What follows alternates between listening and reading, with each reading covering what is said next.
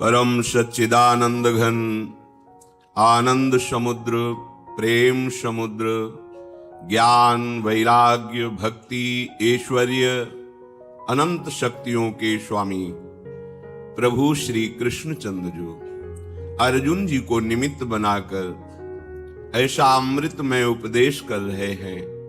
उपासक श्रद्धा विश्वास पूर्वक श्रवण करे, महत्व बुद्धि रखकर मनन करे और अपने जीवन में उतारे, अपनी धारणा बना ले तो इसी जन्म में भगवत प्राप्ति हो जाए, समस्त कर्म बंधनों से मुक्त होकर अनंतानंद में डूब जाए।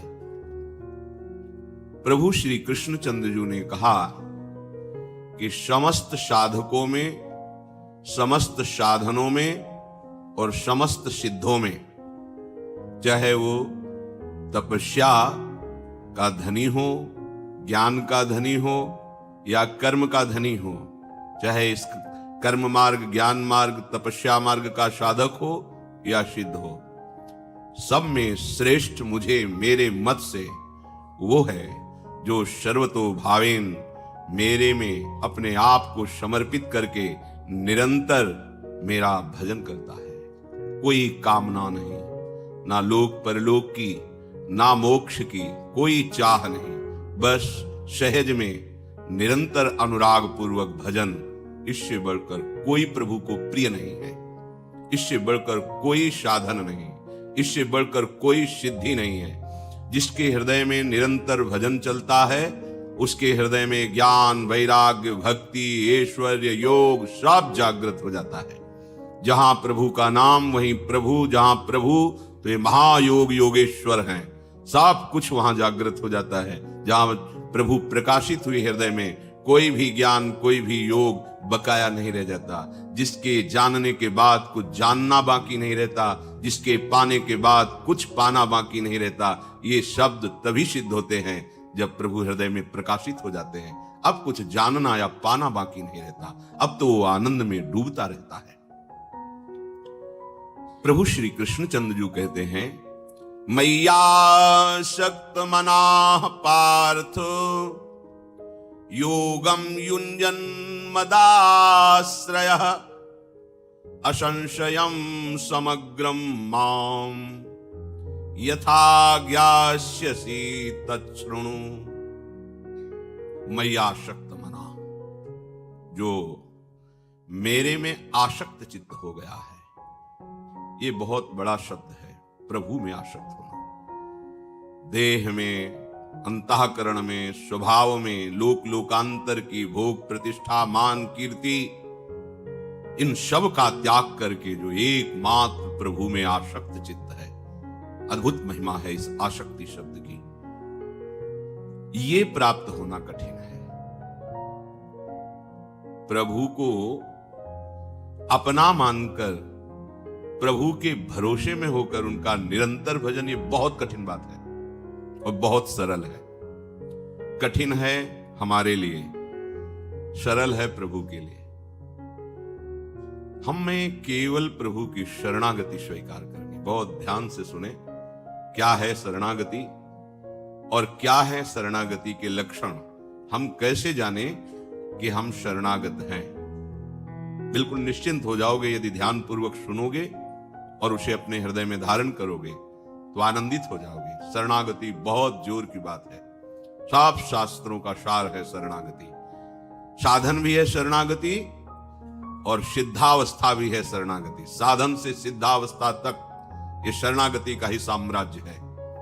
बस शरणागति को समझना है और अपने हृदय में धारण करना है। श्री भगवान कह रहे युञ्जन मदाश्रया, मदाश्रया मेरी शरण में, मेरे आश्रय में। तो सबसे पहली बात देखनी है कि हम जिनके आश्रित होना चाहते हैं वो प्रभु सब जगह हैं।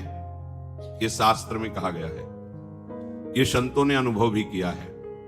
तो यहां भी है, क्योंकि अगर यहां नहीं तो सब जगह नहीं है, ये बात सिद्ध नहीं होगी। शास्त्र में जो लिखा है, संतों ने जो अनुभव किया वो परम सत्य और अकाट्य है। भगवान सब जगह हैं तो यहां भी हैं, तभी ये बात सिद्ध होती है। तो हम जहां हैं भगवान वहां है। ध्यान से सुनना तो शरणागति पुष्ट हो जाएगी। ये प्रथम सोपान शरणागति का यहां से प्रारंभ होती है। भगवान सब जगह हैं तो यहां भी हैं, तो हम जहां भी हैं वहीं हमारे साथ भगवान है। विश्वास करो इस बात पर। दूसरी बात, भगवान सब समय में है तो इसी समय भी है। अगर इस समय नहीं तो ये शास्त्र की बात झूठी हो जाएगी कि भगवान सब समय में है। भगवान हर काल में विराजमान है, हर सेकंड में। सब जगह हैं तो यहां भी हैं, सब समय है तो अभी हैं, अभी इसी क्षण हमारे पास है। भगवान सब में है ऐसा शास्त्र जय घोष करता है। तो भगवान मेरे में भी है। अगर मेरे में नहीं तो ये बात झूठी हो जाएगी भगवान सब में है। भगवान मेरे में भी है। सब में है तो मेरे में भी है। और शास्त्र कहते हैं भगवान सबके हैं, तो भगवान मेरे भी है। अगर मेरे नहीं तो फिर ये बात झूठी हो जाएगी, भगवान सबके हैं। इसलिए सर्वत्र हैं तो यहां भी हैं, सब समय है तो अभी इसी क्षण हमारे पास हैं। सबके हैं तो हमारे भी हैं, अपने भी हैं। कोई देश काल वस्तु व्यक्ति परिस्थिति घटना क्रिया ऐसी नहीं जहां भगवान ना हो, जिसमें भगवान ना हो, जिस समय भगवान ना हो। ये बहुत बढ़िया बात समझ लो।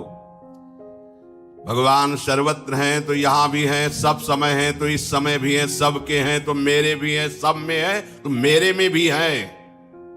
शुरू हो गई शुद्ध शरणागति, बिल्कुल दूर नहीं है। तो हम प्रभु से किसी भी क्षण, किसी भी स्थान, किसी भी घटना परिस्थिति में एक क्षण के लिए भी अलग नहीं है। अखंड भजन के लिए स्वीकार करो ये बात। कहीं भी हैं तो मेरे प्रभु हैं, सब में है तो मेरे में भी है, सब समय में है तो इस समय भी है। हर समय हमारी प्रभु में ही स्थिति हो जाएगी अगर ये बात समझ में आ गई।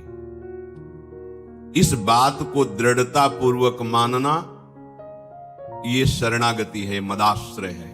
ऐसे ही हमने भगवान का आश्रय लिया है।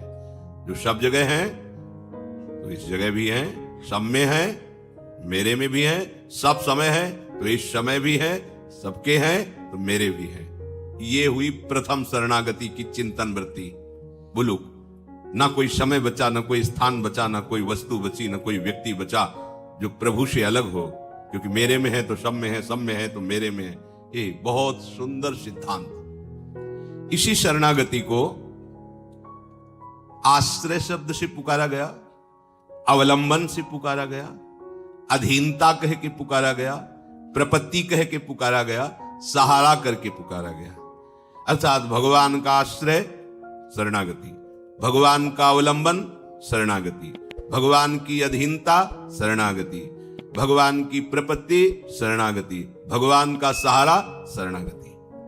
कहने में एक ही शरणागति के पर्यायवाची शब्द हैं। चाहे सहारा बोलो, अवलंबन बोलो, आश्रय बोलो, प्रपत्ति बोलो, शरणागत बोलो, एक एक को समझिए। आश्रय, जैसे हम पृथ्वी के आधार के बिना नहीं रह सकते। हमारा उठना बैठना सारी चेष्टा करना ये पृथ्वी में ही होगा। पृथ्वी के बिना जैसे हमारा जीवन नहीं है, हमारे शरीर का आधार, जीवन का आधार जैसे पृथ्वी है, ऐसे ही हमारा आधार भगवान है, क्योंकि हम उनके अंश से। सब चराचर जीवों का आधार भगवान है, क्योंकि वो पृथ्वी का भी आधार है। पृथ्वी भी जिस आधार पर टिकी है वो भगवान पर टिकी है। जैसे हर प्राणी का आधार पृथ्वी है, ऐसे ही पृथ्वी का भी आधार प्रभु है। तो सबके मूल आधार प्रभु हुए, सबका आधार श्री हरि प्रिया है। प्रभु के आधार के बिना हमारा अस्तित्व ही नहीं है। आश्रय शब्द को समझिए। प्रभु के आधार के बिना हमारा अस्तित्व ही नहीं है। हम न जी सकते हैं न कुछ कर सकते हैं। अभी प्रभु अंतर ध्यान हो जाए तो मुर्दा साबित कर दिया जाएगा और जला दिया जाएगा, नष्ट कर दिया जाएगा, चाहे जितना प्यारा शरीर हो। हमारा कुछ भी करना या हमारा जीना प्रभु के ही आधार पर हो रहा है। हम एक सेकंड भी उनसे कैसे अलग हो सकते हैं? क्योंकि हमारे जीवनाधार हैं। इस भाव को जो स्वीकार करता है उसे कहते हैं भगवद आश्रय। दूसरा है अवलंबन। जैसे किसी घटना में हाथ टूट गया तो गले में कपड़ा बांधकर उसको सहारे से हिलगा देते हैं, उसको सहारा दे देते हैं, अवलंबन दे देते हैं। ऐसे ही जो उपासक ये जान जाता है कि अब मेरे में कोई सामर्थ्य नहीं रह गई, मैं अपने आप को अब नहीं बचा पा रहा हूं, उसका अहंकार टूट गया तो भगवान के गले पड़ गया कि अब तो बस मेरे बनाए ना बनेगी कोटि कल्पलों, आपके बनाए बनेगी पल पाव में, नाथ मैं हार चुका, अब बस एकमात्र अवलंबन आपका है। भगवान के गले पड़ गए, बस अब जो कुछ होगा तो आपके संभाले संभलेगा, बस केवल आपका अवलंबन। कैसा अवलंबन? गले पड़ जाना। अब हमारा कुछ है ही नहीं, कोई है ही नहीं, हम कुछ कर सकते नहीं, आपका अवलंबन। अंदर की बात कैसे? अजात पक्षा यु मातरम खगा। जैसे जिस घोंसले में बैठे हुए पक्षी के बच्चे के पंख नहीं निकले, वो केवल अवलंबन अपने माता पिता का रखता है कि वही उसके मुंह में दाना डालेगा, कि वही उसके मुंह में पानी डालेगा। वो बेचारा उड़ ही नहीं सकता, केवल घोंसले में माता पिता का अवलंबन लिए है। ऐसे ही हम किसी काम के नहीं रहे, अब तो हमारा केवल एकमात्र अवलंबन प्रियालाल है, श्यामा श्याम है। अधीनता। अधीनता दो तरह से देखी गई। एक, कोई बलवान हमें जबरदस्ती अपने अधीन कर ले, पकड़ ले, बंदी बना ले। और दूसरा, असमर्थ समर्थ को देख करके पूर्ण उसके अधीन हो जाए, ऐसा अपने आप को उनके हवाले कर दे, अब जैसा चाहो बर्ताव करो, मैं आपके अधीन हूं। और एक जो जबरदस्ती अपने अधीन कर ले, उसे अधीनता कहते हैं। जो माया की अधीनता वो जबरदस्ती की है, काम क्रोध लोभ मोह मद मत्सर जबरदस्ती बलात् हमको अपने अधीन किए हुए हैं। लेकिन ये जो भगवत अधीनता है, ये श्रद्धा विश्वास पूर्वक अपने आप को हरि गुरु चरणों में समर्पित कर देने वाली, इसमें जबरदस्ती नहीं है, ये भाव का देश है। जो किसी प्रयोजन से प्रभु से कहते हैं कि हम आपके अधीन हैं, वो सर्वतोभावेन अधीनता नहीं है। बस ये काम बना सकते हो तो केवल हे नाथ आप ही बना सकते हो, और जहां वो काम पूरा हुआ उसकी अधीनता खत्म हो गई, तो वो अधीनता अधीनता नहीं है। यहां अधीनता की जो बात है वो ये समझ करके कि मेरे प्रभु से बड़ा कोई नहीं है। चाहे बल में देखो, ऐश्वर्य में देखो, सौंदर्य में देखो, करुणा में देखो, प्रेम में देखो, तो हम अब अन्य किसी का किसी भी तरह से अपनापन ना लेकर के एकमात्र अब हम प्रभु के अधीन होते हैं। देखो, जैसे लालजू महाराज प्रियाजू के अधीन है, प्रेमाधीन है, जाके अधीन सदाई सांवरो या ब्रज को शिरताज। कैसी अधीनता? कौन है ये? जैसी हरिवंश प्रताप रूप गुण वैबल श्याम उजागर। और अधीनता का क्या स्वरूप? जाकी भ्रू विलास बस पसुरी दिन विथिकित रस सागर, देखो माई सुंदरता की सीमा। भ्रकुटी के इशारे पर खिलौने की तरह नाचते हैं हमारे प्रभु प्रियाजू के। यह है अधीन, जाके अधीन सदाई सांवरो या ब्रज को सिरताज। अनंत ब्रह्मांडों का स्वामी अपनी प्रभुता को विचार करके प्रिया प्रेम में अधीन होए, अधीन संग ही संग डोले। तो हमारी अधीनता का क्या स्वरूप जान गए हम, कोई हमारा नहीं है। अगर हमारी मांग पूरी हो सकती है सुख की, शांति की, आनंद की, अमरत्व की, वो केवल प्रियालाल से हो सकती है। अब मैं अपने आप को प्रियालाल के चरणों के अधीन करता हूं। अधीनता वही मानी जाएगी जब होए अधीन संग ही संग डोले। केवल हमें मुख जोहते रहना है, उनका रुख देखते रहना है। अब जो ही कहें करें हम सोई, आयस लिए चले निज दासी। अधीनता का स्वरूप है जोई जोई प्यारो करे सोई मोही भावे। बिल्कुल कहीं कोई अपनी चाह नहीं, क्योंकि हम जिनके अधीन हैं वो जैसे चाहे वो मुझे रखे। अब मेरा कोई अस्तित्व नहीं। बहुत सुंदर बात है। पूरा झंझट खत्म हो गई दिमाग की। ये जो परेशान हो ना आप, ये शरणागति ठीक से ना समझने के कारण परेशान हो। ध्यान से सुनना, निश्चिंत हो जाओगे। अधीनता केवल प्रियालाल की। जानते हो इस अधीनता में कितनी ताकत है? आपको सब जगह से स्वतंत्र कर देगी ये अधीनता। आपको काम अपने अधीन नहीं कर सकता, विकार कोई भी प्रपंच माया अधीन नहीं कर सकती, क्योंकि आप प्रियालाल के अधीन हो गए।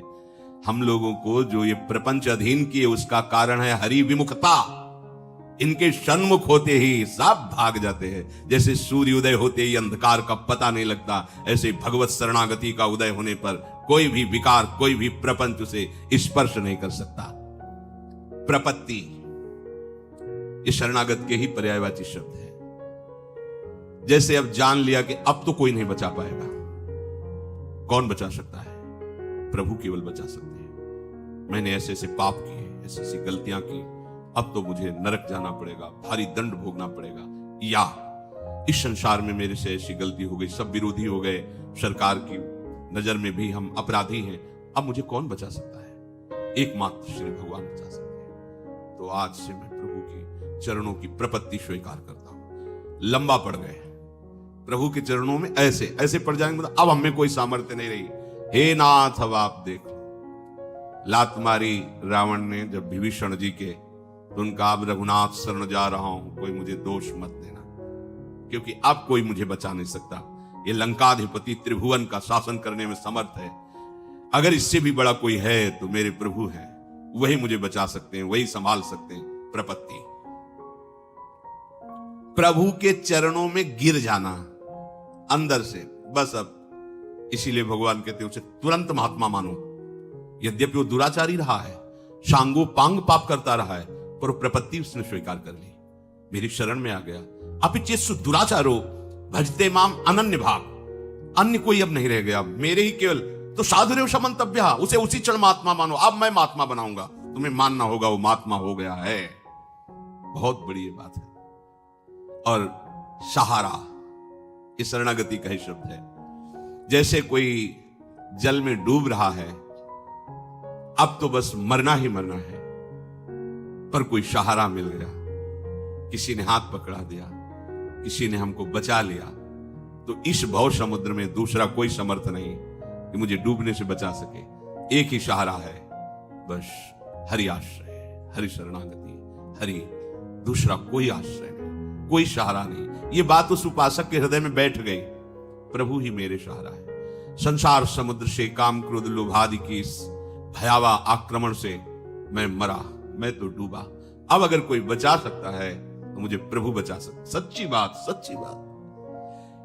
अब वो अपने जन्म मरण के भय से भयभीत होकर के डूबने से बचने के लिए प्रभु का सहारा ले लिया, हो गया काम। ये सभी शब्द शरणागति के ही भाव को प्रकाशित करते हैं, अर्थात शरणागति के ही पर्यायवाची शब्द हैं। इसे कहते हैं शरणागति।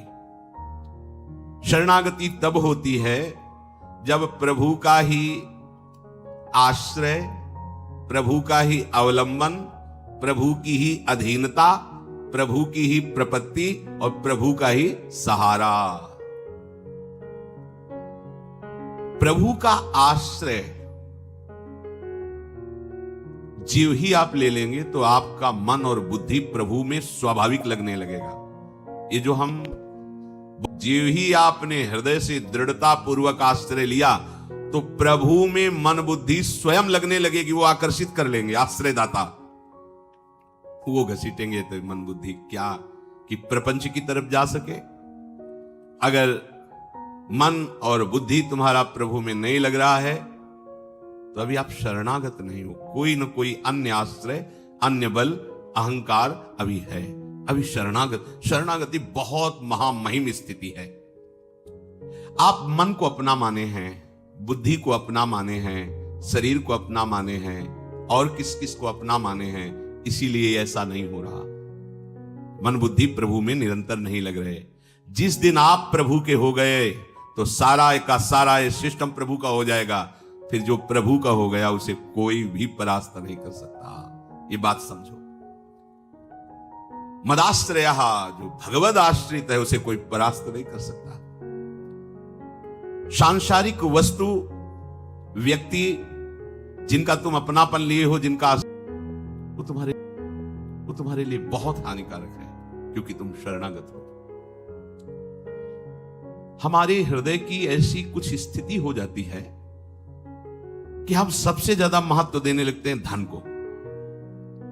धन है तो भोग सामग्री है, भोग सामग्री सुविधा है तो शरीर है, और शरीर है तो हम हैं।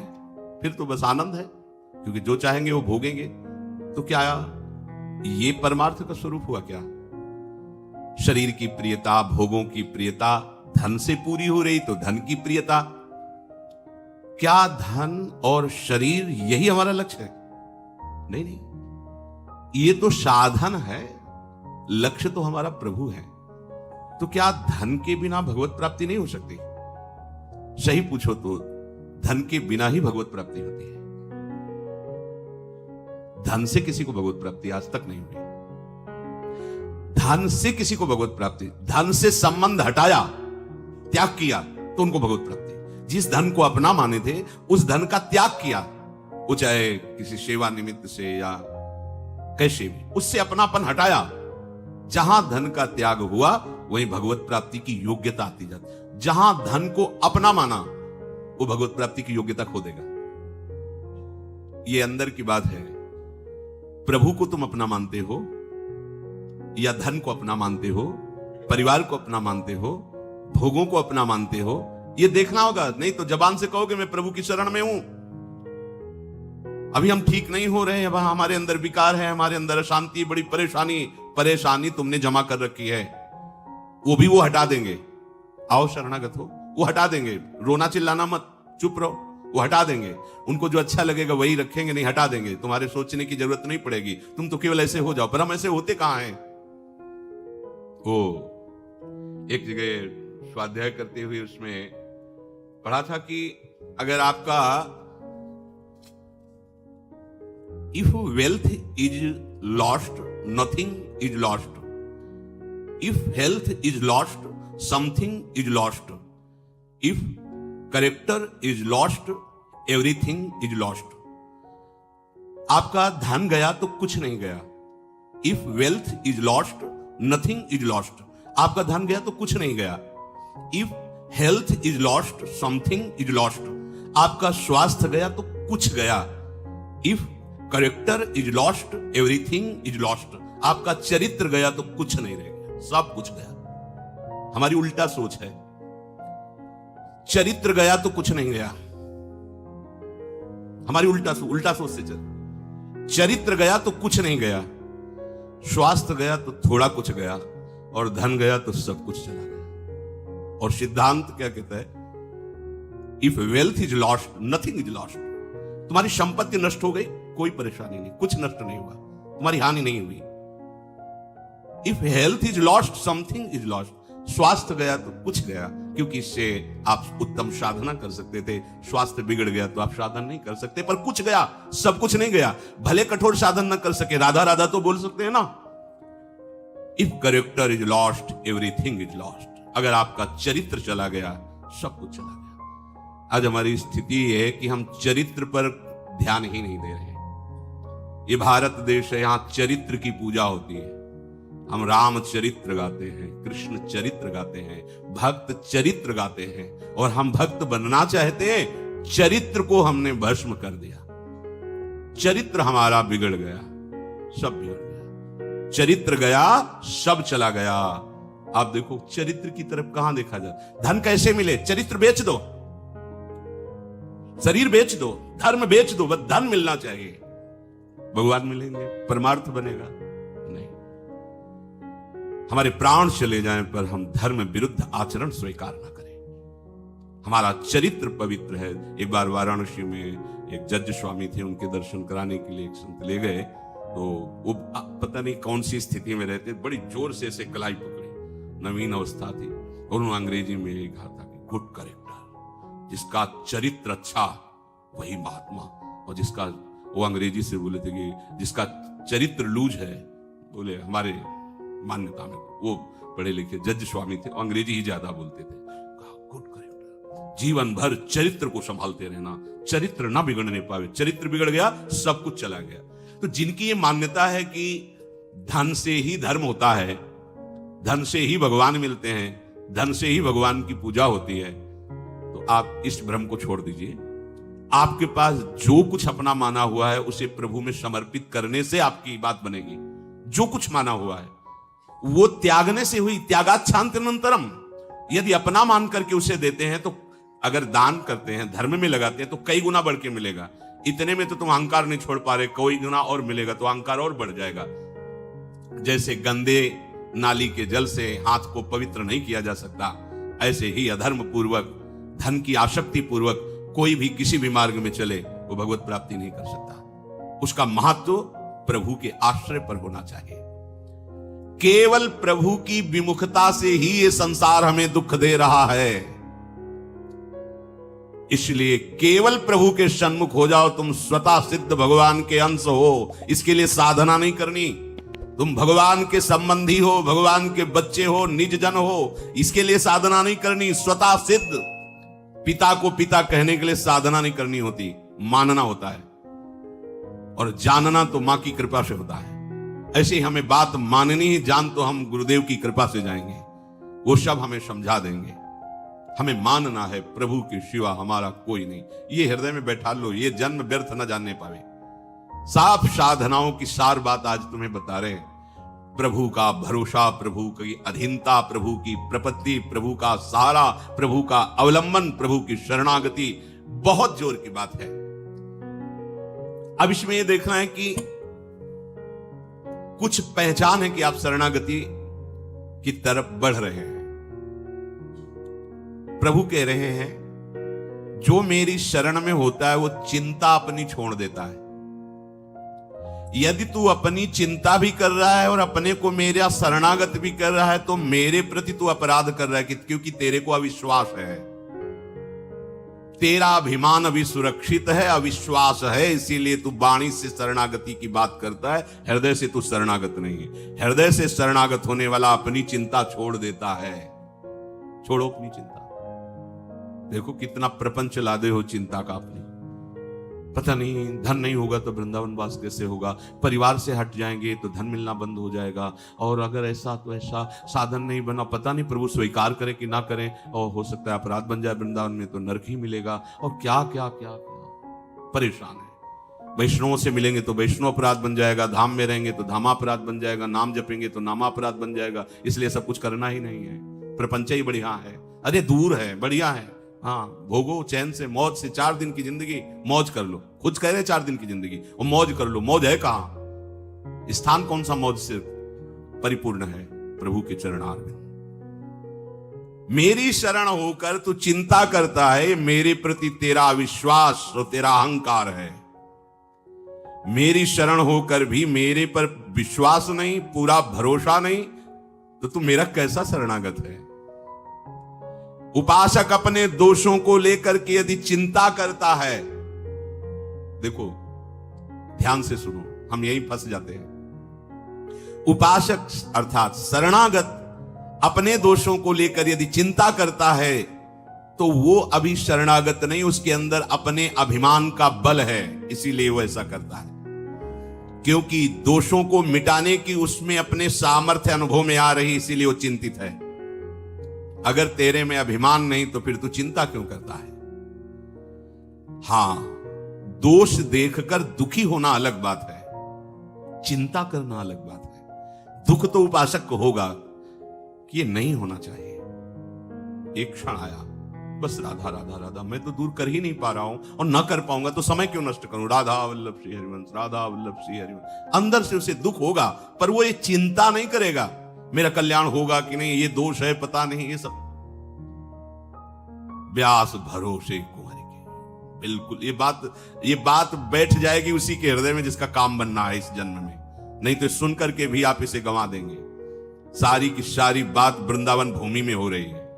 जब किसी से कहा जाता है सत्य बोलना, चलो मंदिर में चढ़ के बात करो, तो मंदिर में के घर में बैठ के भगवान की बात कर रहे हैं, भगवान की बात कर रहे हैं, भगवान के घर में बैठकर भगवान की बात कर रहे हैं। अब तो विश्वास कर लो। अरे उनके एक संकल्प, परीक्षित ये वो योग योगेश्वर श्री कृष्ण जिनके एक संकल्प से अनंत ब्रह्मांडों का एक क्षण में कल्याण हो सकता है। हम जैसों की क्या बात, विश्वास करो। छोटा बालक जैसे पास में कोई भय आता है तो वो रो देता है, पर भरोसा उसको है कि जो ही मैं रोया मेरी मां दौड़ के आएगी, मुझे बचा लेगी। उसे ये भय नहीं रहता कि ये हमको नष्ट कर देगा, क्योंकि उसको ये है कि मेरी मां है। अच्छा, उसकी मां ना सुन पावे उसका रोना, लेकिन मेरे प्रभु सर्वत्र उनके कान हैं, वो उसी क्षण।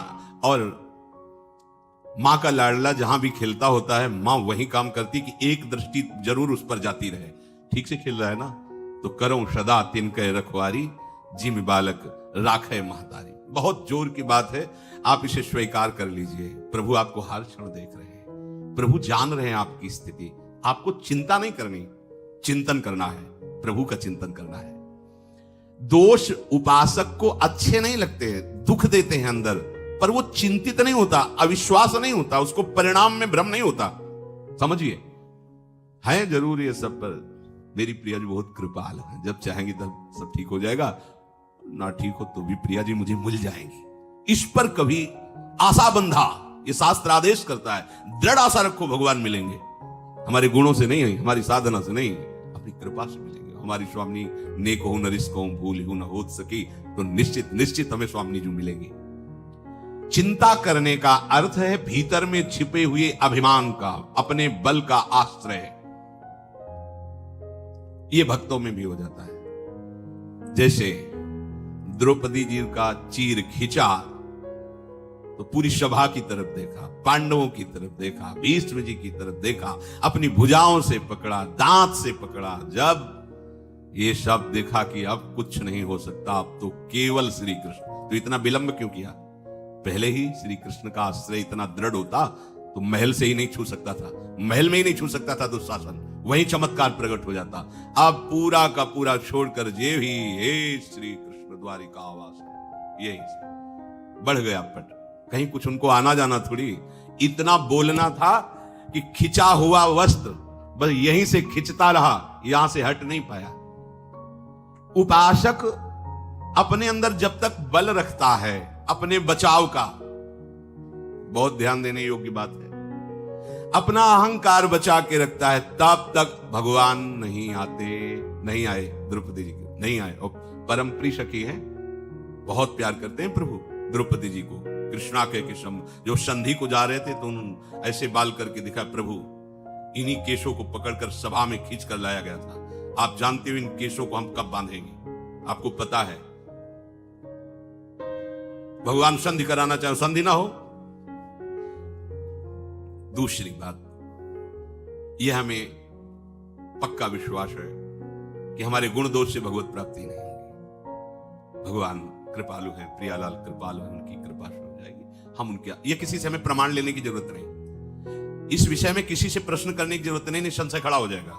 सबकी मति भिन्न भिन्न है, एक भी शब्द शास्त्र से बिलग नहीं, विश्वास करना। अच्छा, केवल शास्त्र ही नहीं है, हाँ, छाती भी साथ में लगी हुई है, क्योंकि यही हमारा बल है, यही हमारा जीवन है, इसी से हम जीवित हैं। चाहे परमार्थ में जीवन समझ लो, चाहे स्वार्थ में जीवन समझ लो, यही हमारा जीवन है, इसी से जीवित है। तो अब संशय की जरूरत नहीं, क्योंकि जहां प्रश्न करोगे तो वो अपनी स्थिति और मति के अनुसार ही उत्तर देगा। ऐसे कैसे हो सकता है? पाप करो तुम, भगवान के आश्रित होते, दोष तुम्हारे अंदर भोगना पड़ेगा तुम्हें, अमर हो जाके जाओ। अहम त्वाम सर्व पापेभ्यो मोक्षयिष्यामि मा शुचा, तू केवल सर्वधर्मान परित्यज्य माम एकम शरणम व्रज।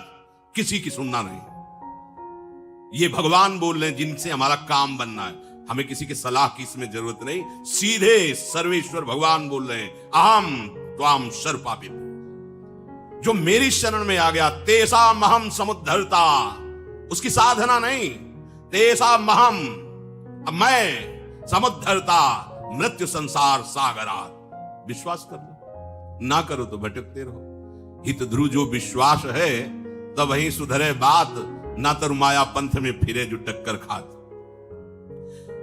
दूसरी बात देखनी है, श्री भगवान कह रहे तेरे भाव अशुद्ध, तेरी वृत्तियां अशुद्ध, तेरे आचरण अशुद्ध। ये बताओ क्या और क्या चाहिए, क्या चाहिए? विश्वास नहीं ना, सत्संग में तो ऐसा सुना, तो पता नहीं, तो चलो मरो जाके। बात पकड़ लो, बैठ जाओ, यहां केवल आश्रय से माला माल हो जाओ। कई बार आपको सुनाया है, बहुत विद्वान है बाली, साधारण नहीं। लोग संध्या अपने घरों में करते होंगे, ये चारों दिशाओं के समुद्र में संध्या करता था। नेत्य चारों दिशाओं के समुद्र में संध्या। रावण ने जाके ललकारा, दिग्विजय कर रहा था, तो भाई इस समय हम संध्या कर रहे हैं, हमें डिस्टर्ब मत कीजिए। और वो मार ऐसे कखरी में दाब लिया और 6 महीने तक साधना संध्या आदि करता रहा। इसके बाद देखा कि होश में है कि नहीं, छोड़ा, बोले जा अपनी लंका चल। तभी जब अंगद के सामने मैं तब कहते वही रावण तो हो ना, जिसको बाली ने 6 महीने कांख में दाग के रखा था। धर्मात्मा है, ऐसा नहीं कि उसको ज्ञान नहीं, शास्त्र का ज्ञान है, पर कुछ वासनाएं होती जिन पर विजय बिना भगवान की शरणागति की नहीं होती। सुग्रीव एक भी आचरण बाली जैसा, जो पवित्र आचरणों में बाली नहीं, महाबलशाली, शास्त्रीय बात कर रहे हैं, समुद्रों में जाके संध्या। ऐसा जब भगवान ने मारा तो उसने कहा, प्रभु मैंने ऐसा कौन सा आपका पाप किया है, आपने मुझे व्याध की भांति बेध दिया, मार दिया, और सुग्रीव तुमको प्यारा लगा। ये कभी संध्या बंदन भजन साधन शास्त्र ज्ञान, हमारा छोटा भाई है, हम जानते हैं इसको, ये क्या मतलब, ये क्या बात है, आप उसका पक्ष क्यों लिया? मैं आपका कौन सा ऐसा बिगाड़ दिया? कभी अयोध्या जाके उपद्रव किया हो, कभी कुछ बात की हो तो प्रभु बताओ। हम आपसे कभी एक भी ऐसी अपमानजनित बात की? आप मेरे को दुश्मन क्यों मान लिया, क्यों मार दिया? बिल्कुल ज्ञानी पुरुष को ऐसा ले कि घोर अज्ञानी हो, शास्त्र का ज्ञानी है, किष्किंधा का राजा है, महाबलशालियों में उसकी गणना है। भगवान ने कहा, हां मेरे शरणागत का बैरी मेरा बैरी होता है, और यह अभी शरणागत हो चुका है। इसने कितना स्वीकार किया मुझे पता नहीं, पर मैंने अग्नि को साक्षी करके इसे स्वीकार किया है। बात समझिए, इसने कितना स्वीकार किया मुझे, भगवान कह रही है तो ये जानेगा, इसका आचरण बताएगा, लेकिन मैंने इसे स्वीकार किया, और मेरे शरणागत का दुश्मन मेरा दुश्मन होता है, इसलिए मैंने तुझे मारा है। खास बात है, शरणागति कराने वाले परम पावन महाभागवत श्री हनुमान जी महाराज। तो शरणागति होती ही है किसी संत से, किसी संत महंत सदगुरुदेव की कृपा से जीव भगवान की शरण में होता है। तो तुम्हें अपने पर विश्वास हो या ना हो, तुम्हें संत सदगुरुदेव के द्वारा कराई हुई शरणागति जिसके प्रति है, उसके प्रति दृढ़ विश्वास हो गया, सब बात बन जाए। कर तुम अकर तुम अन्यथा कर तुम सर्व समर्था सा ईश्वरा। हम ऐसे तो थोड़ी शरणागत है, सर्व सामर्थ्यशाली, बस अपने धर्म से नहीं हिलना, आपको चिंता नहीं करनी। एक शंकर नाम के भगत थे, बड़ी श्रद्धा विश्वास पूर्वक शालिग्राम भगवान की आराधना करते थे। गंडकी नदी के किनारे एक गांव था, वहां उनका जन्म हुआ था। ब्राह्मण कुल में जन्म हुआ, बड़े धर्म से चलते थे, पर ब्राह्मणों का क्या तप ही धन होता है। तो एक जमींदार ठाकुर थे, वो उनको रोज सीधा देते और अपने मंदिर की सेवा में भी उनको, और एक पाठशाला खुलवाई थी संस्कृत की, तो कुछ अर्थ भी देते थे, और गुरु की तरह उनको मानते थे शंकर भगत को। वो बड़े धनी थे। उनको एक दिन मकान बनवाने के लिए जमीन खोद रहे थे, तो सोने का कलश मिला। जमींदार जो धर्मात्मा पुरुष धर्म करते रहते हैं, तो ये सब ऐश्वर्य धन उनके पास जाने लगता है, क्योंकि उससे जगत मंगल होता है। तो उन्होंने पंडित जी से पूछा, ये स्वर्ण मिला हुआ है, उस समय करोड़ों की लागत का। तो उन्होंने कहा कि आप भगवान सूर्य का मंदिर बनवाएं, कुछ हिस्से से अपने परिवार की और उन्नति के लिए रख लीजिए, पर उसका 1/3 हिस्सा मंदिर में लगवाए। कुछ दिनों बाद जो जमींदार थे वो पधार गए, तो उनका जो बड़ा लड़का था वो बहुत ही दुष्ट स्वभाव का था। केवल उनके भय से वो चुपचाप रहता था, दुष्टता उस समय भी करता। अब तो पिता गए, तो उसे पता था स्वर्ण राशि का भी कि मंदिर बनाने के लिए ऐसा ऐसा। तो उसने पूरी नकली दस्तावेज तैयार किए, उसमें अपने पिता के दस्तखत कर दिए, और उसमें लिख दिया कि मैं अपने बड़े बेटे को पूरे स्वर्ण का अधिकार देता हूं, वो जो चाहे सो कर सकता है, और दस्तखत अपने पिता के। जब बंटवारे का समय आया तो भाइयों ने बात रखी कि पिता ने कहा था उस स्वर्ण राशि को सूर्य मंदिर बनवाना है, और इसके साक्षी हैं शंकर भगत। नहीं, अंतिम समय एकांत में पिता ने केवल मेरा ही अधिकार रखा है, आप कागज देख लीजिए। और ऐसे दस्तखत संभाल के किए थे कि बिल्कुल वैसे ही पिता के जैसे।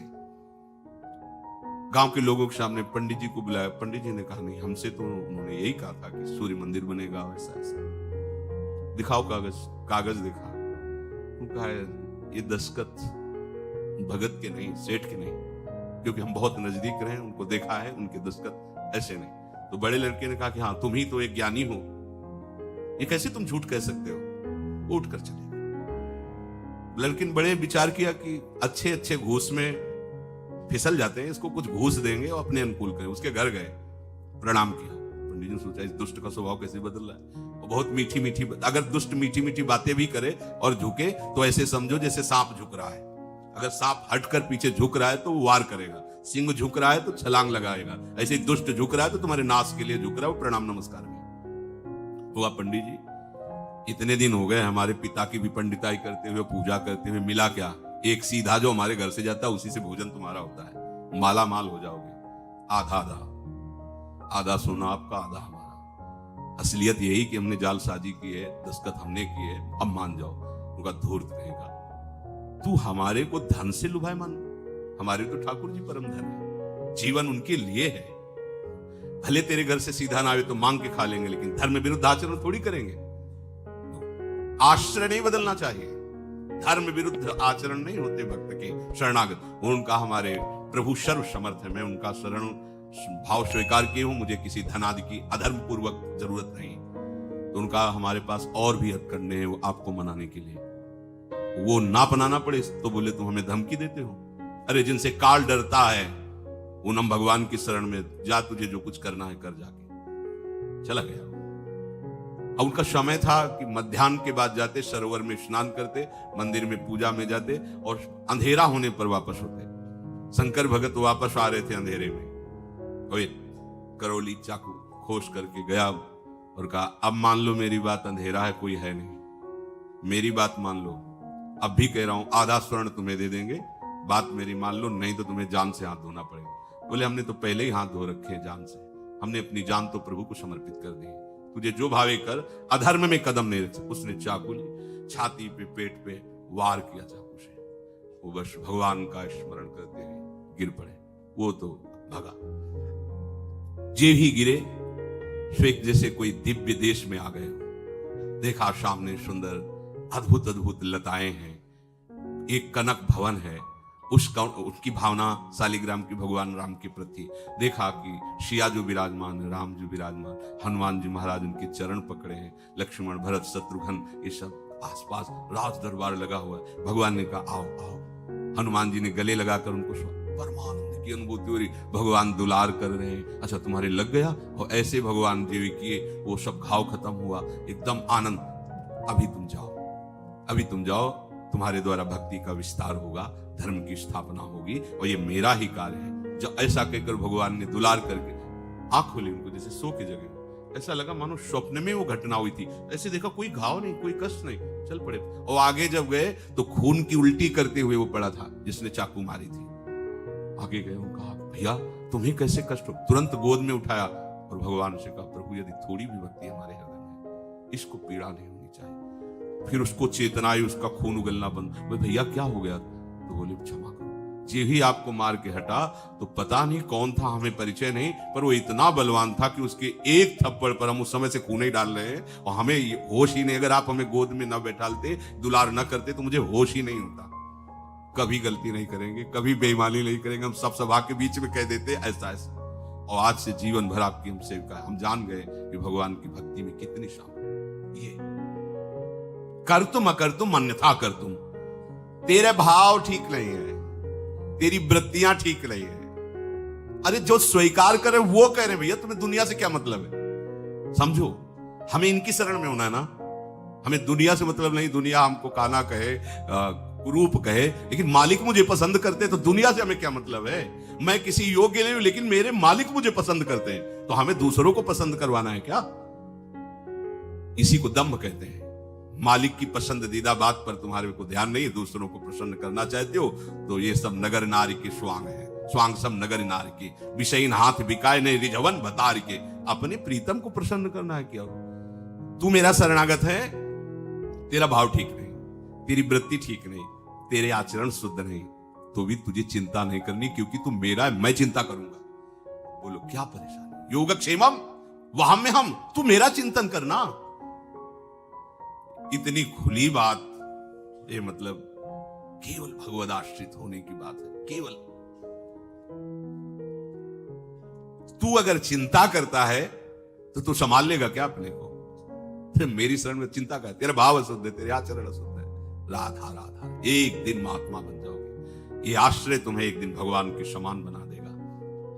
मेरी शरण जो लेकर के तू शोक करता है, भाई तू बड़ी भारी गलती कर रहा है। मेरी शरण होकर भार अपने सिर पर ले रहा है। व्यास दास प्रगत बखानत डारी भार पे भार, परम धन राधा नाम। शरणागत होने के बाद भक्त का लोक परलोक, भक्त की सदगति, क्या करो? राधा राधा करो, चुपचाप राधा राधा। हे पकड़ लो, स्पष्ट पकड़ लो, यही बात पकड़ लो। भरोसो दृढ़, ये आखिरी शब्द है। शरीर छूटने का समय था तब सूरदास, भरोसो दृढ़ चरणन केरो, श्री वल्लभ नख चंद्र छटाबिन, सब जग माहि अंधेरो भरोसो। आखिरी पंक्ति में कहते हैं कि मैं अपनी बात क्या कहूं, दोनों तरफ से अंधा हूं, बाहर से भी और भीतर से भी। तो यही खास बात है, हर तरह से असमर्थ। वो भगवान करे तुझे लोक परलोक की चिंता, सदगति की चिंता नहीं करनी। मेरे भरोसे मेरा आश्रय कर। किसी भी बात की चिंता करना, किसी भी बात की चिंता करना मेरी शरणागति में कलंक है। दिविवा भुविवा ममास्तु वासो, नरके वा नरकांतक प्रकामम, अवधीरित सारदार विंदो। हे नरकासुर का अंत करने वाले प्रभु, आप मेरे को चाहे स्वर्ग में रखें, चाहे भूमंडल में रखें, चाहे नरक में रखें, आप जहां चाहें वहां रखें, जो कुछ चाहें वो करवावें। आज से मेरा कोई भी अधिकार इस शरीर पर नहीं है, मेरे पर आपका अधिकार है। हाँ, बस मैं एक बात चाहता हूं कि आपके श्री चरणारविंद का आश्रय न छूटे, आपके चरणारविंद का चिंतन न छूटे। बस आपको पूरी छूट, जहां चाहो जैसे चाहो रखो, जैसे चाहो बर्ताव करवाओ नाथ, बस आपका चिंतन न छूटे। आपको एक भाव प्रियालाल का, प्रियालाल मेरे, शोक शंका बिल्कुल नहीं करनी, जड़ से हटा दो इसे। आप देखोगे आप धीरे धीरे निर्दोष होते जा रहे हो, क्योंकि अब दृष्टि प्रभु पर टिक गई है आपकी। भरोसा ले लिया, प्रभु की दृष्टि आप पर। ये था माम प्रपद्यन्ते, और जहां प्रभु की दृष्टि पड़ी तो जैसे सूर्य के प्रकाशित होने पर अंधकार नहीं टिकता, ऐसे प्रभु की दृष्टि पड़ने पर वो महासदगति को प्राप्त होता है, निर्विकार हो जाता है, वो साधु हो जाता है। भगवान कहना क्षिप्रम भवति धर्मात्मा, मैं उसे बहुत शीघ्र धर्मात्मा बना देता हूं।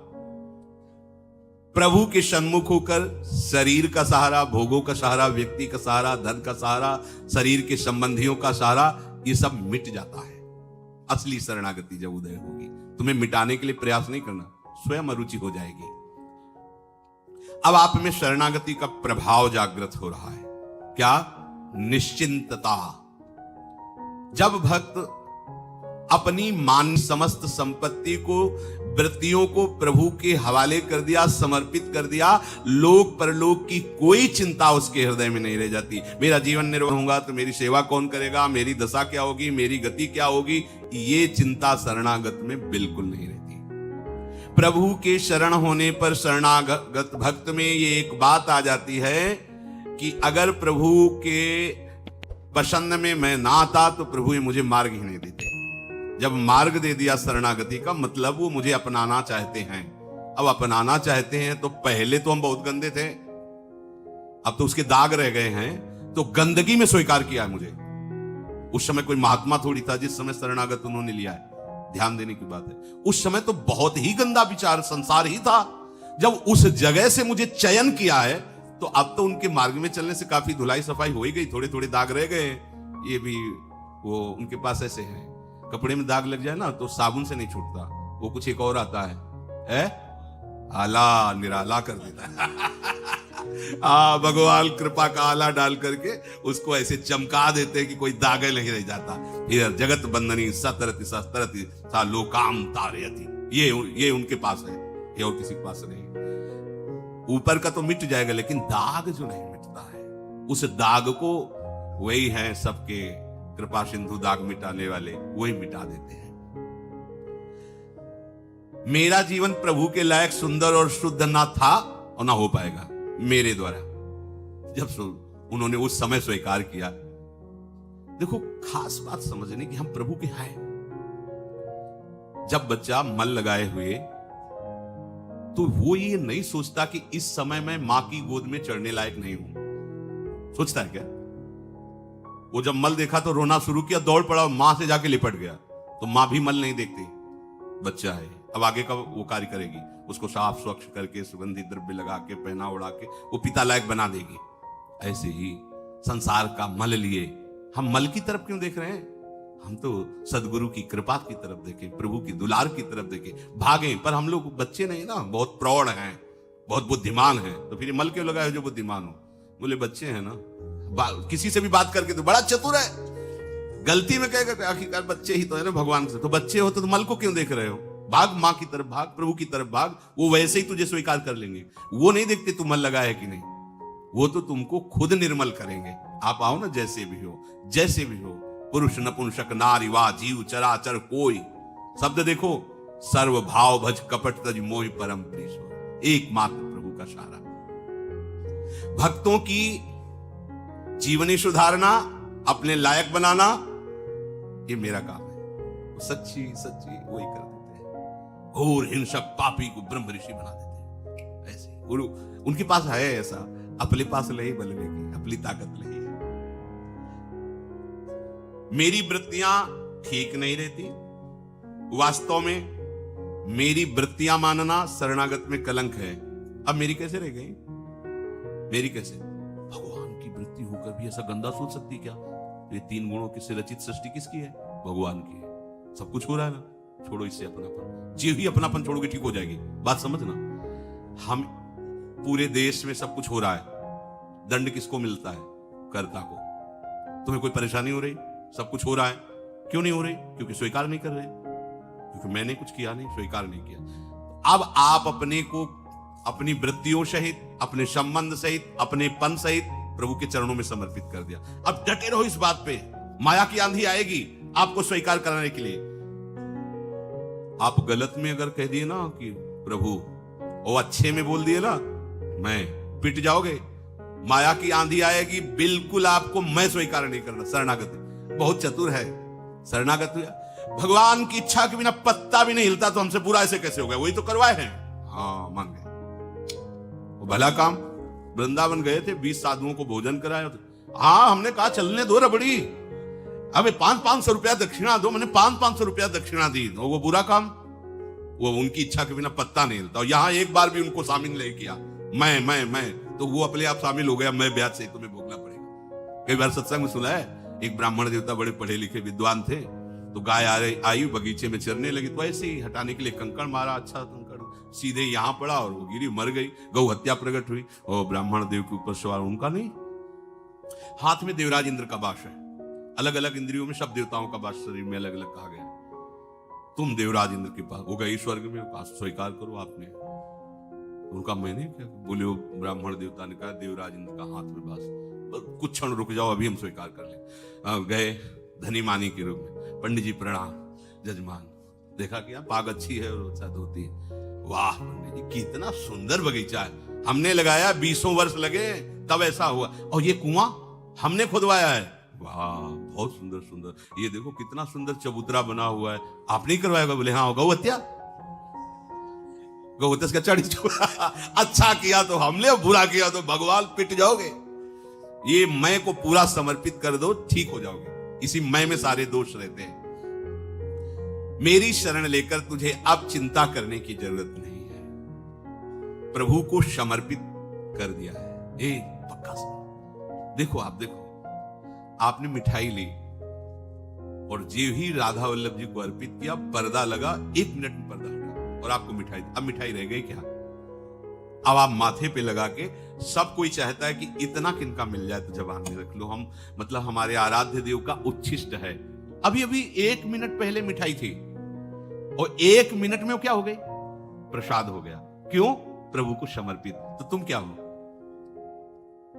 ये अहंकार भरी दृष्टि आपके समझ में नहीं आ रही, इसे पूछ दे। अहंकार भरी दृष्टि के कारण आपको समझ में नहीं आ रहा, आप अब प्रसाद स्वरूप हो गए हो। आपका मन, आपका तन, आपकी वृत्ति प्रभु को समर्पित हो चुकी है। हम जैसे प्रसाद में नहीं देखते कि कै दिन का बासी पेड़ा है, कैसी गंध आ रही, ये नहीं देखते, बस प्रसाद देखते। अब हमको देखना है कि अब हमें प्रसादे सर्व दुखा नाम हानिरस्योपजायते। अब हमारे को दुख नहीं करना, ना अपने शरीर को लेकर, ना अपनी वृत्ति को लेकर, ना अपने मन को लेकर, क्योंकि ये सब प्रभु को समर्पित। इससे तुम हिलना नहीं, इस बात से तुम हिलना नहीं। बस बात देखो, बात पकड़ने की होती है। चतुर्भुजदास जी कथा कह रहे थे, उन्होंने कहा कि दीक्षा जो ले लेता है नया जन्म हो जाता है। तो संयोग वशात एक सेठ के यहाँ चोरी करके वो चोर भागा था और संत समाज देख करके उसमें छुप गया कि यहाँ राज कर्मचारी पकड़ेंगे नहीं। वैसा ही हुआ, वो देखे सत्संग हो रहा, वो चले गए। यहाँ कैसे चोर बैठेगा, इतनी शांति कहाँ क्यों बैठ करके कथा, और कान में वो शब्द पड़ गए। कथा संपन्न हुई, चतुर्भुजदास जी के पास गए और कहा, महाराज अभी आपने कहा कि दीक्षा लेने से नया जन्म हो जाता है, पक्की बात है? सारे पाप नष्ट हो जाते हैं? हाँ, अगर आगे पाप ना करे तो हमें दीक्षा दोगे? हम चोर हैं, बहुत पाप किया, हिंसा किया, व्यभिचार किया, चोरी की है। हाँ दे। तो कल के लिए नहीं ऐसे लोगों को टाला जाता। ये लोग विशेष कृपा पात्र होते हैं। अभी बुद्धि बदली, कौ सुबह बदल जाए।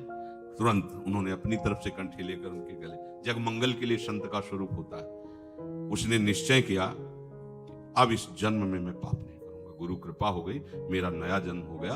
और शाम का समय अपना मुंडन करा के, तिलक लगा, कंठी बांध के, दीक्षा लेके दूसरे दिन टहल ही रहा था कि वही सेठ देख, अरे पहचान गए, ये तेरे बाल मुलाने से और कंठी तिलक बांधने से तू बच नहीं जाएगा।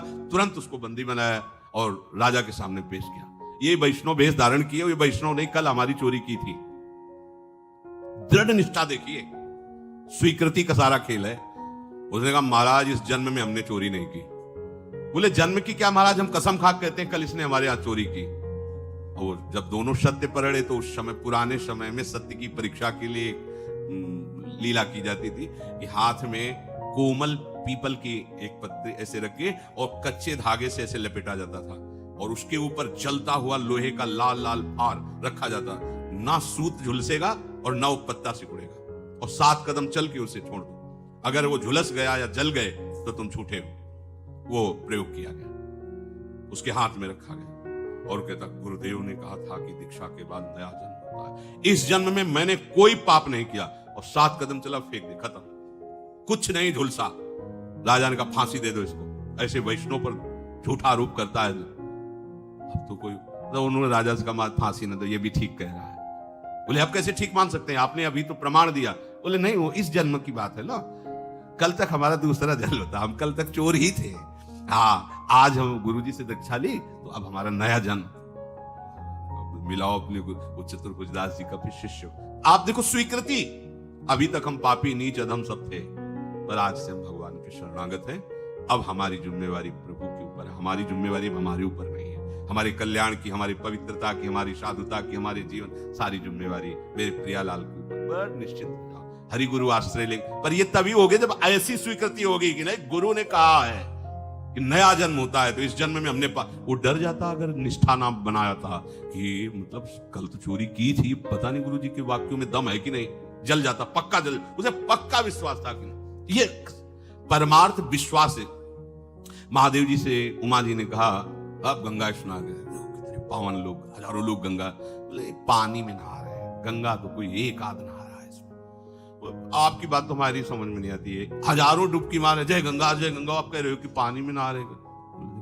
आपको बताते हैं गंगा स्नान ऐसे साइड में फिसलन का सा रूप करके और गड्ढे में गिर गए, वयोवृद्ध का रूप रख के, और माता भगवती अपने रूप का शमन करके साधारण नारी की तरह। और जो गंगा नहा के निकल, भैया हमारे पति फिसल के गिर गए, हमारी सामर्थ्य नहीं उठा, थोड़ा आप हाथ लगा दोगे। तो कोई कोई तो क्या बुढ़ा, चले गए। कोई कोई लोटा जहां रखता तो बोले, सुनो भैया हमारे पति निष्पाप हैं, अगर तुम पापी हुई और छुआ तो भस्म हो जाओगे। बोले ओम करते हाथ जरे, कौन इस चक्कर में पड़े, चल दिए।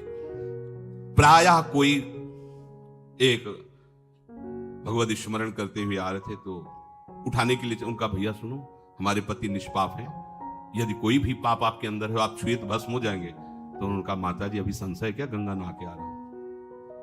गंगा स्नान से जीव तत्काल निष्पाप हो जाता है। तो अभी संशय है क्या? और उठाया महादेव जी को बाहर और उनको भगवान ने फिर दर्शन दिया। गंगा किसने स्नान किया? हजारों में एक ने, नहीं सब पानी में डुबकी लगा। ये गंगा स्नान क्या हुआ? विश्वास, मैं गंगा स्नान करके आ, अरे मैंने गुरु दीक्षा ले ली है, अब हमारा जीवन कोई साधारण थोड़ी है, हम तो प्रभु के दास हैं, हम तो प्रियालाल के। ये ठसक बोले कैसे प्रियालाल के हो सकते हैं, हमारा तो मन नहीं लगता, हमारे तो ये, हमारे तो वो।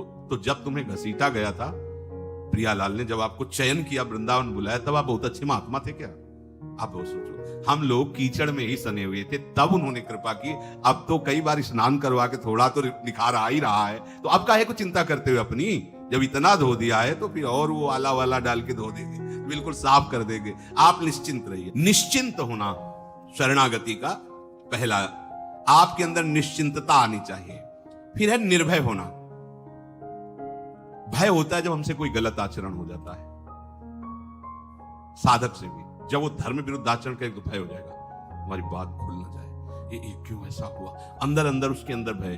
दूसरा भय होता है अपनापन में, जिससे अधिक अपनापन होता है उसमें भय लगने लगता है। अधिक प्रीति मन भाव सुन लिया, कहीं बिछुड़ न जाए, कहीं नष्ट ना हो। तो अपनापन अगर शरीर में है, अपनापन मन बुद्धि में है, भोगों में है, तो भय लगेगा। उसने सारा अपनापन तो प्रभु को दे दिया है, अब उसे कोई भय नहीं होता, वो निर्भय होता है। भय नहीं होना चाहिए। आचरणों की कमी होने से भीतर में भय पैदा होता है। सांप बिच्छू बाघ आदि से बाहर से भय पैदा होता है। शरणागत को दोनों प्रकार का भय नहीं होता। वही होगा जिससे हमारा सुधार होगा। प्रभु की होगी कोई लीला, मान लो गलती करवाएं, पिटवा दे, निंदा हो, तो जरूरी थी ये दवा। कोई ना कोई अंदर अहंकार बकाया होगा, उसको ठीक करने के लिए लीला कर रहे हैं। अब हमें भय करने की जरूरत नहीं। मंगल हमारा निश्चित है। मंगल भवन की शरण में अब कुछ भी होगा सब मंगल होगा।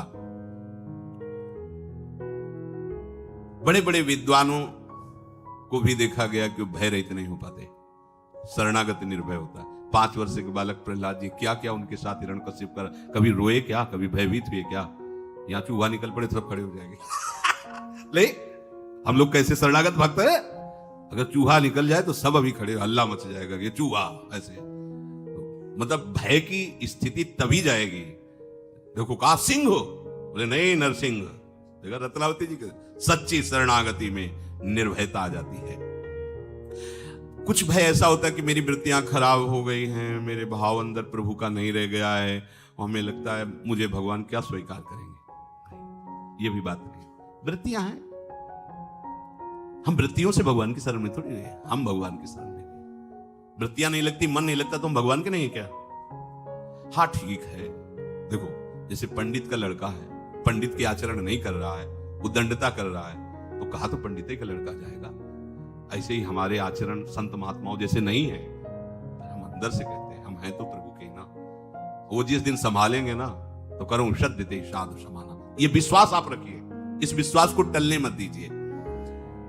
वृत्तियों की, मेरे मन की सारी शुद्धि प्रभु के विश्वास से ठीक हो। ममता मल जर जाए, सब मल नष्ट हो जाएंगे। मत प्रसादात तरिष्यति सर्व दुर्गाणी मत प्रसादात, मेरी कृपा से सब दुर्गुणों से मुक्त हो जाएगा।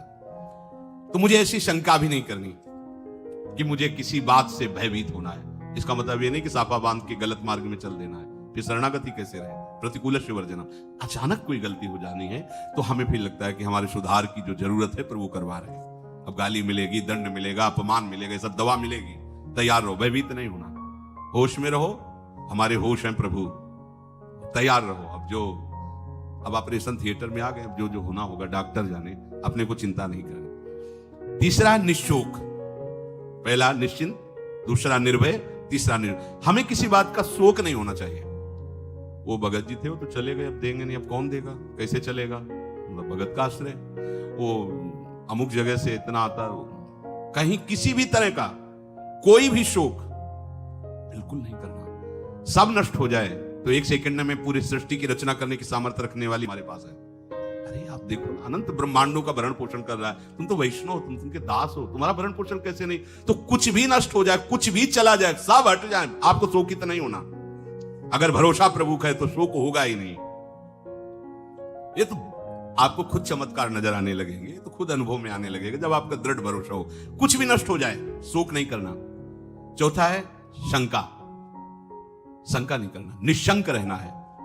प्रभु के संबंध में शंका नहीं करनी कि ये तो सब चमत्कार भाई बचपन से भजन में लगे हैं, इनका तो होगा ही साधन में लगे हैं।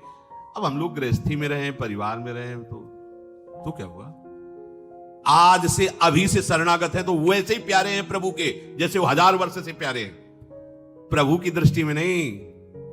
आप अच्छे से समझ लो, एक बहुत बढ़िया कमाता है लड़का, पढ़ा लिखा और माता पिता का नाम रोशन कर रहा है, एक लल्लू नाक भाई इधर उधर गली में बैठा रहता है, तो वो पढ़े लिखे वाले के लिए इतनी चिंता नहीं होगी माँ को, क्योंकि पढ़ा लिखा कहीं भी होटल में खा लेगा। ये तो ऐसा लल्लू है कि भूखा ही बैठा रहेगा, इसको खुद पता नहीं तो माँ जाएगी जबरदस्ती उसको पवाएगी बैठ के, और पा। ऐसे ही प्रभु के लिए हम लोग लल्लू है, वो हमारा प्यार इतना सुरक्षित है। जो ज्ञानी विज्ञानी महात्मा जितेंद्रिय हो तो भैया पढ़े लिखे बड़े, अगले लोग क्या है, न ज्ञानी है न विज्ञानी है न बैरागी है न महात्मा है, बस प्रभु के हो गए हैं, वो भी उनकी कृपा से। अपने अंदर कोई ऐसी लालसा भी नहीं थी कि हम प्रभु के हो जाए, हो गए ऐसे उनकी कृपा से। बस ये समझो इतना दुलार करते हैं कि बड़े बड़े ज्ञानियों को भी उतना ज्ञानियों को कहा है आत्मा, मेरी आत्मा है, लेकिन भक्तों को क्या कहा है, मेरा भक्त अगर तो मैं अपनी आत्मा शंकर, भगवान ने ऐसे वर्णन किया, बलराम जी, लक्ष्मी जी, यहां तक मेरा तन मैं उसको भी त्याग दूं। इतना प्यार करते हैं अपने भक्तों से। पर कौन से भक्त? जो पूरे के पूरे प्रभु के आश्रित है। हमें शंका नहीं करनी कि पता नहीं मैं शरणागत हुआ कि नहीं, पता नहीं भगवान ने हमें स्वीकार किया कि नहीं। हमने स्वीकार कर लिया, ये हमारी जो स्वीकृति हुई ना, ये उन्हीं की स्वीकृति से हुई, हमारी स्वीकृति से नहीं। अगर आप बोल रहे राधा, तो श्री जी आपको प्यार करती तब बोल पाए तुम राधा। तुम्हें याद आया प्रिया प्रीतम, ये तभी याद आया जब वो निकुंज से आपको याद कर रहे हैं। विश्वास करो इस बात पर, आपकी सामर्थ्य नहीं थी कि आप अपने चिंतन वृत्ति को इधर ले जाते, उन्होंने घसीटा है। अब शंका मत करो उनकी शरणागति पर। प्रभु का प्रियालाल का मैं हूं, प्रियालाल मेरे हैं, इसके बीच में कोई संदेह नहीं। मैं कैसा हूं इससे कोई मतलब नहीं। 5वां, परीक्षा ना करना। प्रभु की शरण होकर ऐसी परीक्षा ना करें कि मैं जब प्रभु की शरण में हो गया हूं तो मेरे में ऐसे लक्षण घटे कि नहीं घटे। नहीं घट रहे तो मतलब शरणागत नहीं हो। लक्षण घटवाएं या ना घटवाएं, सद्गुण हो या ना हो, गले पड़ गए, हाथ टूट गया ना, गले में पट्टी से बांध लिया, वो क्या है, गले पड़ गए। हम प्रभु के गले पड़ गए, हाथ टूटा हुआ पट्टी में हिलगा हुआ है, अब कुछ नहीं कर सकता, बस गले पड़ा हुआ है, समझ रहे हो ना। ऐसे ही हम टूटे हुए हैं, हम कुछ करने लायक नहीं है, पर प्रभु के गले पड़े हैं, दूसरे गले मत लगना। यहां हम कहते प्रभु के गले लगते हैं, विषयों के भोगों के ना जाने क्या क्या, ये ठीक नहीं है। वो हाथ केवल गले पड़ जाता है, ऐसे केवल हरि प्रिया के चरणारविंद के आश्रित, अन्य आश्रय नहीं। यदि ऐसे लक्षण नहीं तो मैं शरणागत नहीं, मैं भगवान का शुद्ध शरणागत नहीं। भगवान ने कहा मैं उसे प्यार करता हूं जो अदृष्टा सर्वभूतानां मैत्रा करो। बना लो। ऐसे नहीं थे हम जो हमको पसंद किया है, न पहले थे और न अब हैं। तो जैसे पहले पसंद किया है अब बना लो अपनी पसंद का। हाँ, आप जैसे बनाते जाओगे वैसे ही बनता जाएगा। सृष्टि आपने बनाई है, ये आंख आपने बनाई है, अगर आप इसको कानी कर देते तो एक से नहीं दिखता। आपने ऐसे ही अंदर जो आपको पसंद हो निर्माण कर लो, खेती आपके नाम है, जो चाहो इसमें उपजा लो। ये बहुत आनंद का विषय है, पर इतनी हिम्मत तभी आएगी जब ये बात सुनकर स्वीकार करोगे। नहीं डर जाओगे, बातों से क्या होता है, बातों से कोई भगवत प्राप्ति हो जाती है, शरणागति बातों से थोड़ी हो जाती है। हम भी कहेंगे, आपको ये बात पकड़े रहना है कि हमने स्वीकार कर, और इसी से परिवर्तन हो जाएगा। गुणों की बढ़ोतरी या कमी से शरणागति पे कोई फर्क नहीं पड़ता। जेहि अग बधेउ व्याध जिमि बाली, सोई सुकंठ पुनकीन कुचाली, सोई करतूत विभीषण केरी, सपने राम नतिन बलिहारी। शरणागति की जय हो। हाँ, 6वां है विपरीत धारणा ना करना। प्रभु के शरणागत भक्त में विपरीत धारणा कैसे हो सकती है? हमने तो कई वर्ष से देखा, पर हमें लगता है भगवान ने हमें स्वीकार नहीं किया और फिर इसीलिए हम लौट पड़े संसार। विपरीत भावना नहीं, कैसी भी परिस्थिति हो विपरीत चिंतन तुम्हें नहीं करना, नकारात्मक सोच हृदय में नहीं रखनी। अपना संबंध कैसा है प्रभु से, अपनी कितनी गलती है, अपनी क्या कमी है, अपने को नहीं चिंतन करना। योगक्षेमम वाम्यम श्री हरिवंश राधा वल्लभ श्री हरिवंश। बिल्कुल सच्चा मार्ग, सीधे सूधो चले आपने धर्म। अपने को भूल जाओ तो सिद्ध हो जाओगे। जब तक अपने को याद रखोगे तभी तक सारी परेशानी। प्रभु को याद करो, अपने को भूल जाओ। हम प्रभु को भूल गए, अपने को याद किए हैं, बस बात समस्या है ये। जो अपने नहीं उनको अपने मान लिए हैं, जो अपने हैं उनको भूल गए। खास बात ये कह लें कि वही है, प्रभु को अपना मान लो, अपने को भूल जाओ, तुम क्या हो भूल जाओ, वो सब ठीक हो जाए। जितना तुम अपने को याद करते हो उतने संसार का चिंतन बनता है, उतने तुम्हारे अंदर दोष हैं। तुम इन सब बातों से निश्चिंत हो और प्रभु का आश्रय लेकर प्रभु का चिंतन प्रारंभ करो, सब ठीक हो जाएगा। तो शरणागति में 6 भाव: निश्चिंत हो जाना, निर्भय हो जाना, निश्चूक हो जाना, निशंक हो जाना और परीक्षा न करना अपनी शरणागति की, और विपरीत भावना न करना। ऐसी शरणागति बहुत शीघ्र भगवत साक्षात्कार कराती है। और हो या ना हो, अपने तो हो गए, कोई समझे या ना समझे, सबसे हमारी समझ भली। ठाकुर नंद किशोर हमारे